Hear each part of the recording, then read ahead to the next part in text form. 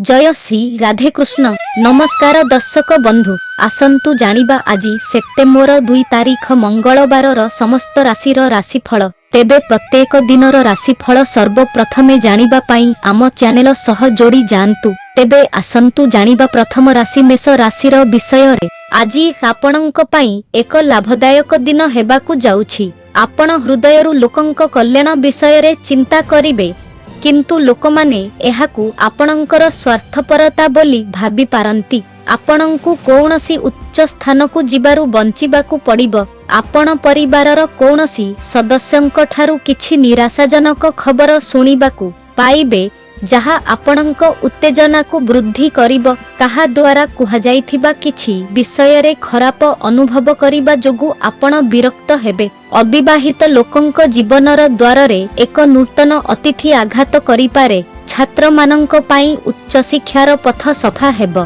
तेबे चालंतु जानिबा परवर्ती राशि वृष राशिर विषय रे। आजी चाकिरी करुथिबा लोकंक पाई एक भल दिन हेबो। आपणंकु किछि नूतन करिबारे पूर्ण साहाय्य मिलिबो।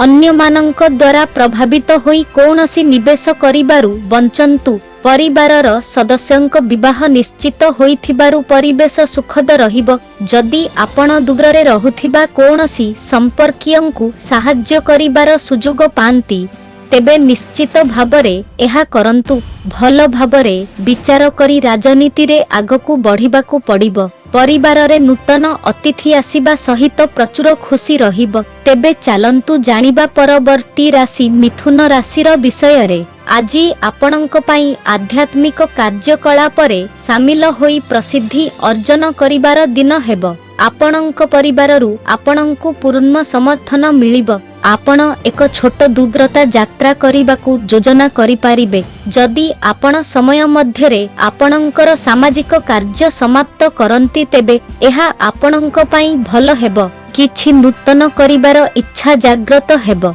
आईनगत मामला रे आपणंकु जणे भल वकीलंकु नियुक्त करिबाकु पड़ी पारे, तेबे ही एहार समाधान हेबो। आपण घर किंबा अपार्टमेंट इत्यादि पाई ऋण पाई आवेदन करि पारिबे। तेबे चालंतु जानिबा परवर्ती राशि कर्कट राशिर विषय रे। आजी आपणंक पाई कष्टरे परिपूर्ण दिन हेबाकु जाउछि। आपणंकु आपणंक कामरे कठिन परिश्रम उपरे विश्वास करिबाकु पड़िबो। काम पाई अन्य काहा उपरे निर्भर करंतु नाही। शीघ्र निया जाइथिबा निष्पत्ति पाई आपण अनुताप करिवे। आपण छोट पिला मानंक पाई किछि खाद्य सामग्री आनी पारिबे। आपणंक जीवन साथी पदोन्नति पाइबारु आपण खुशी हेबे। आपण आपणंकर कौनसी पुरुणा बंधुंकु भेटी पारंती। आपण कौनसी कारणरु आपणंक बापांक उपरे रागिबे। तेबे चालंतु जानिबा परवर्ती राशि सिंह राशिर विषय रे। आजी आपणंक सम्मान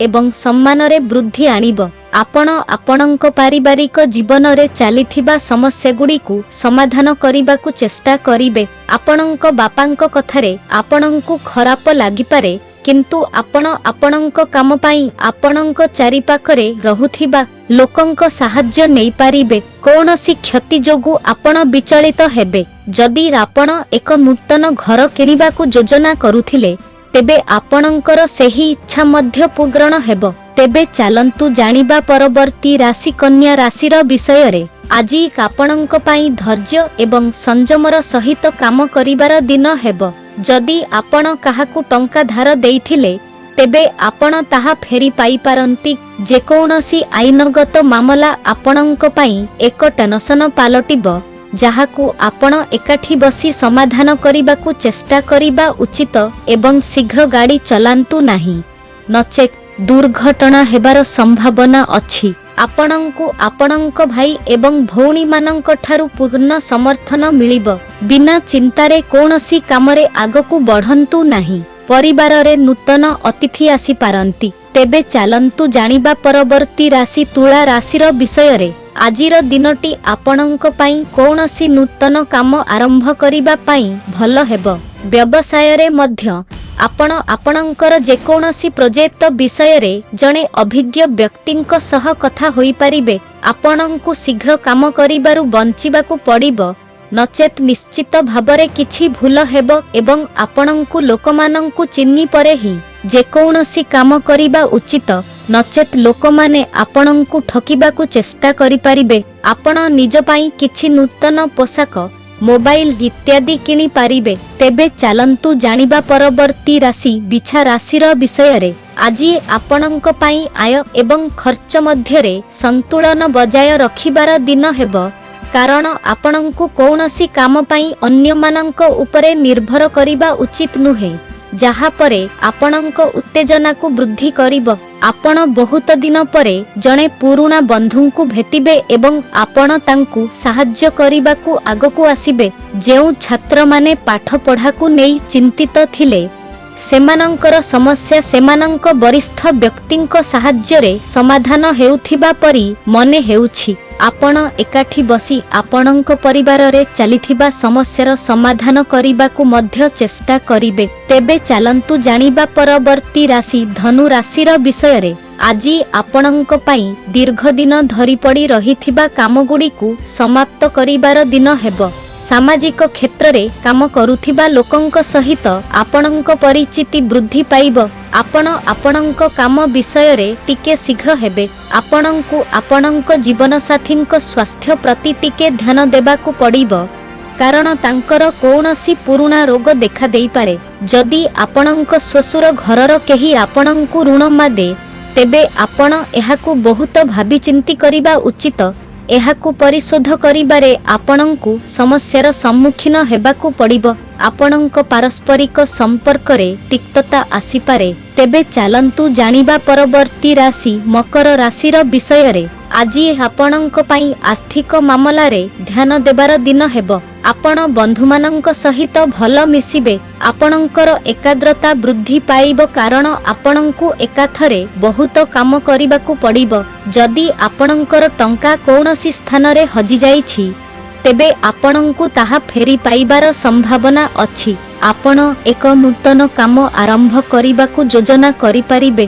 ଛାତ୍ରମାନେ ଶିକ୍ଷା କ୍ଷେତ୍ରରେ ଭଲ ପ୍ରଦର୍ଶନ କରିବେ ଏବଂ ଆପଣଙ୍କୁ କାହା ସହିତ କୌଣସି ଗୁରୁତ୍ୱପୂର୍ଣ୍ଣ ସୂଚନା ବାଣ୍ଟିବାରୁ ଦୂରେଇ ରହିବାକୁ ପଡ଼ିବ। ତେବେ ଚାଲନ୍ତୁ ଜାଣିବା ପରବର୍ତ୍ତୀ ରାଶି କୁମ୍ଭ ରାଶିର ବିଷୟରେ।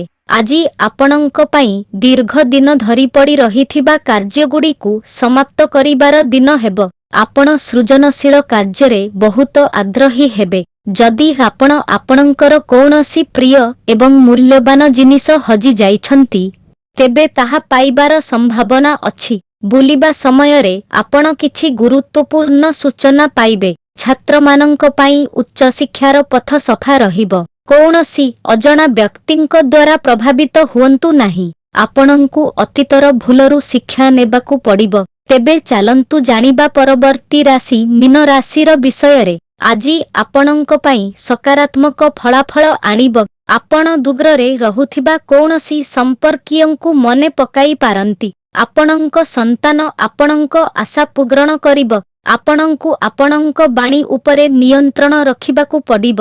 ଆପଣ ସାମାଜିକ କାର୍ଯ୍ୟରେ ଭଲ ସଫଳତା ପାଇବେ ଏବଂ ଆପଣଙ୍କ ପ୍ରତିଷ୍ଠା ଏବଂ ସମ୍ମାନ ବୃଦ୍ଧି ପାଇବ।